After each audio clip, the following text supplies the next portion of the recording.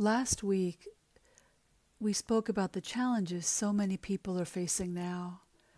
Spirit sought to send a bit of light and hope for what's ahead.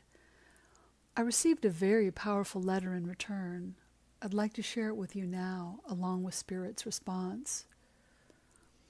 This person wrote, "These posts are always a breath of fresh air, and although I believe what the guides are saying, and I feel held by Spirit, I look out on a world in crisis. Our democracies around the world, including our own, are being taken over by authoritarianism. Ecosystems are starting to collapse. Pollution has infected our oceans, air, and water supplies.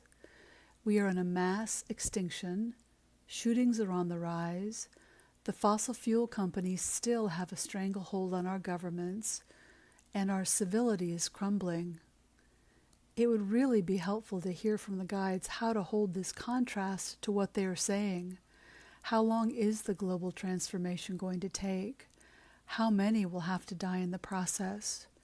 Will I live to see the age of peace when all of this is turned around?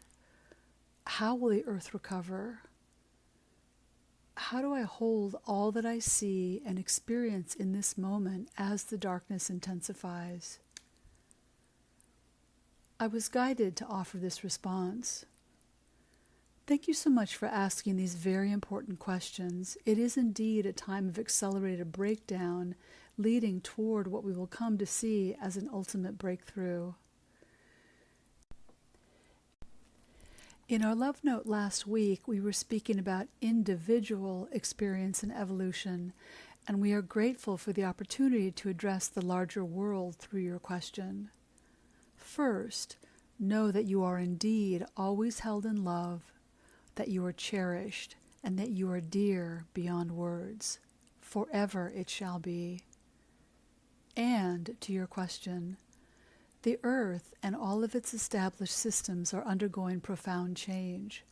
As you're noting, there is widespread dissolution taking place, as it was deemed on the highest levels many years ago that a gradual metamorphosis would not be feasible.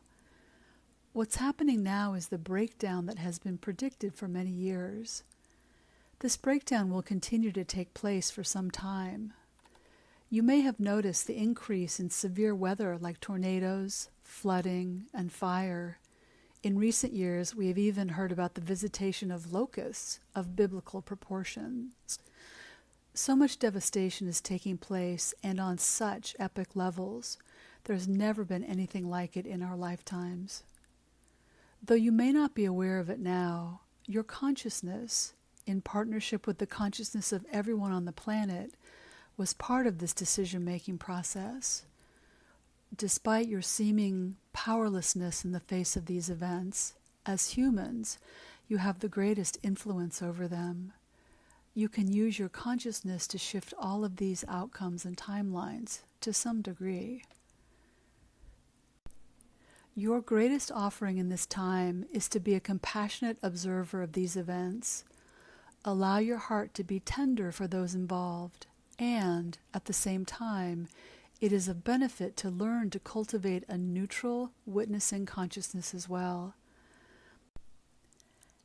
As these events trigger deep emotions, they are designed first to show the places in your own heart that are in need of healing.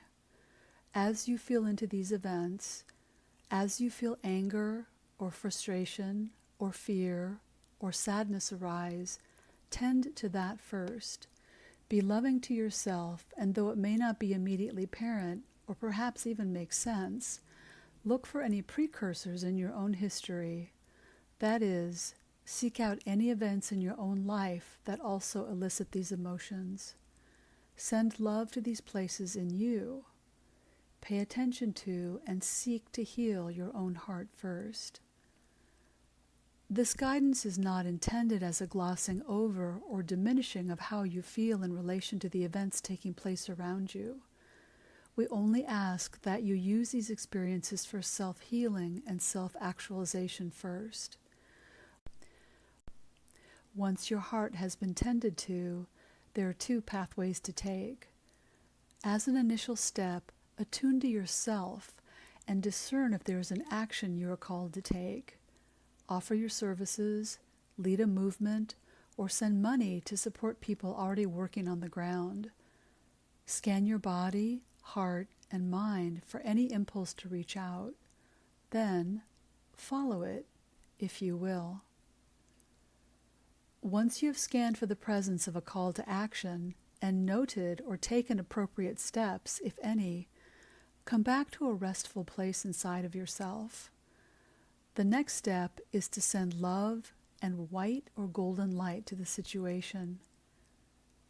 Then, visualize the outcome you most desire.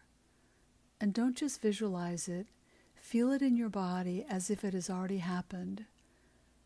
Democracies have evolved into new higher forms with awakened, heart-centered leaders.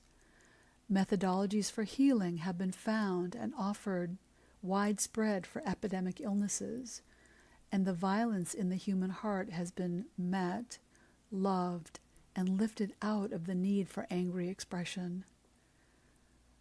None of these events have been set in stone, and they are vastly determined by the collective consciousness of every person alive today. As for how long global transformation will take, you will see significant differences within the next few years, but the larger transformation may take up to 50. Please know, again, all numbers and timelines are changeable. It truly is dependent upon what you're holding in your own heart, each and every one of you, that determines the outcome here. The more you cleanse and heal and uplift your own heart, the more you take appropriate action, and the more you radiate goodness and wholeness and love, the direct impact is real and immediate and beyond that of which you can consciously be aware. The earth will recover, she assures you. She is a living, breathing being, just like everyone here, and she wants not only to survive, but to thrive and move to her next highest level of evolution. It cannot be any other way. Will there be additional loss of life? Yes, sadly, it is most likely. Will there be continued pollution and shifts in the ecosystem of the world as we know it? Yes, unfortunately so. And yes to all of the other critical issues you mention. And yet, we say again, where you end up will be far beyond anything you can imagine now.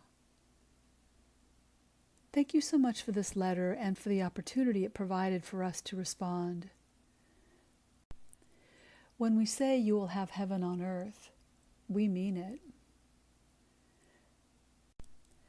We ended our love note last week by saying, together, let's have the next weeks be the start of something beautiful. So yes, let's have the next few weeks be the start of something beautiful, for yourselves first, and for everyone else on earth, including the earth herself as well. We will speak more of how to call this in next week. With so much love to you.